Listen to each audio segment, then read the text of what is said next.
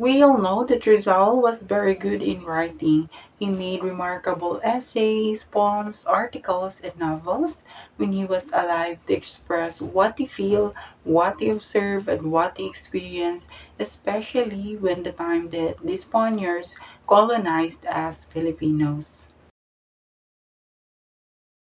Since Rizal was very good in writing, he used that to expose the injustices committed in the Philippines during Spanish colonial rule, rather than using any harmful weapons just to fight the Spaniards.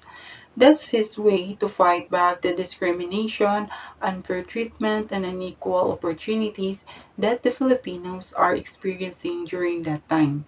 Through his writing prowess, he bared the toxic government in the hands of the Spaniards and preached towards the native Filipinos. Rizal started to point out the real state of the country when he was in Barcelona. The person who became Rizal's center of his writings to their friends in the Philippines was Pasiano. So Rizal sent his writings first to Pasiano so that Pasiano will spread and give it to their friends in the Philippines. Moving to Madrid, Rizal found an organization called Círculo Hispano-Filipino. This organization is a small group of dedicated Spaniards and Filipinos working to advance the good of Spanish subjects overseas. The Círculo Hispano-Filipino was established in 1882. A group of Filipino students in Madrid led by Juan Ataide, a retired army.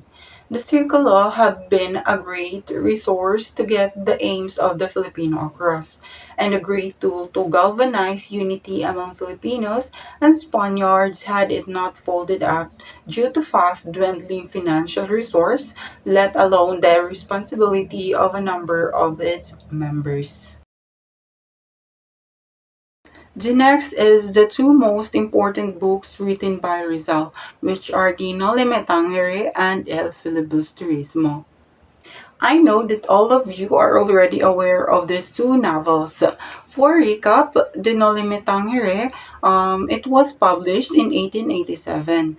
This book was all about the description of the Spanish colonization here in the Philippines and how the Spanish treated Filipinos badly. The injustices, discrimination, and unequal treatment and opportunities.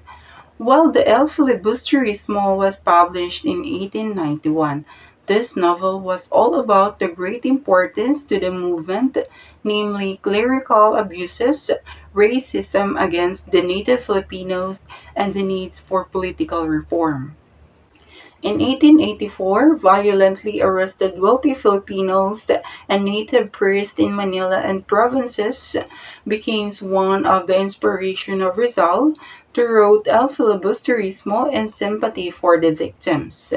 The Spanish government labeled them as rebellion, and the three priests, which are the Gomborza, are also part of the novel. The next is Rizal's articles in Jaryang Tagalog. The first is the El Amor Patrio or the love of country. This article is all about loving our own country and promote progress. Rizal urged every native Filipinos to love the Philippines.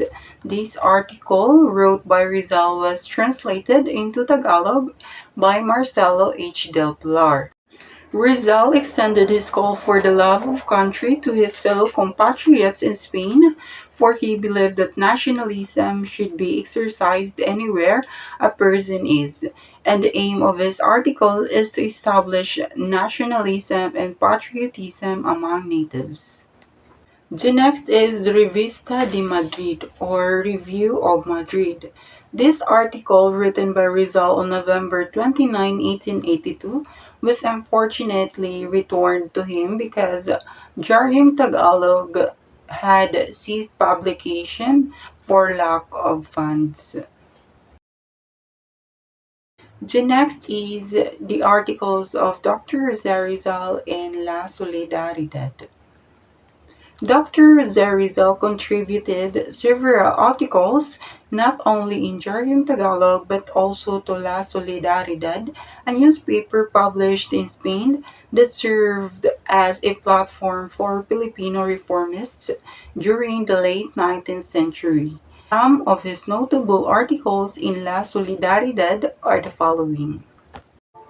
The Filipino Farmers or Los Agricultores Filipinos. This article was published on March 25, 1889. This was the first article of Rizal in La Solidaridad, depicting the deplorable conditions of the Filipino farmers in the Philippines, which explained the backwardness of the country, especially the farmers from La Laguna under experienced struggle, discrimination, and injustices from Spanish government officials and Guardia Civil. The primary purpose of this article was to cite government's faulty organization and use of power and also to propose a reform that will favor the rights and welfare of the Filipino farmers in La Laguna. Some of the problems included by Rizal in the letter. First is the government's exclusion of the farmers themselves in formulating decrees, plans, and projects for the land, unaddressed natural and man-made calamities, warrantless arrest of farmers, incompetence of government on stopping farm-related crimes done by tulisanes and other robbers, very slow processing of farmers' license on firearms, and unauthorized claiming of farmers' land. The letter is a bold expression of the desire for rich fairness and justice to those who were in the marginalized sector of society, the farmers. Dr. Jose Rizal bravely exposed the faulty ruling of Spaniards, particularly in the agricultural sector, and peace and order. Proposed reforms and actions to address the rampant incompetence and negligence. He really fought for the rights of farmers through his writings. The next is To La Defensa or A La Defensa.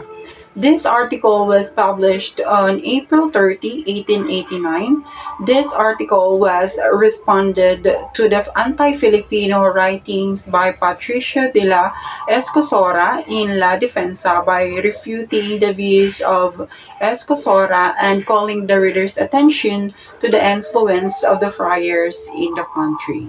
And another one is The Truth for All, or in Spanish, La Verdad para Todos. This article was published on May 31, 1889. This article was Rizal's counter to Spanish charges that the natives were ignorant and depraved. One of the purpose of this article is to defend the native Filipinos from the insulting remarks of the Spaniards towards the Filipinos. In conclusion, Dr. Jose Rizal's dual function as a journalist and novelist was vital to the success of the Philippines uprising against Spanish colonial power because he utilized his writings to highlight wrongdoings, push for changes, and foster a feeling of national identity among his fellow Filipinos.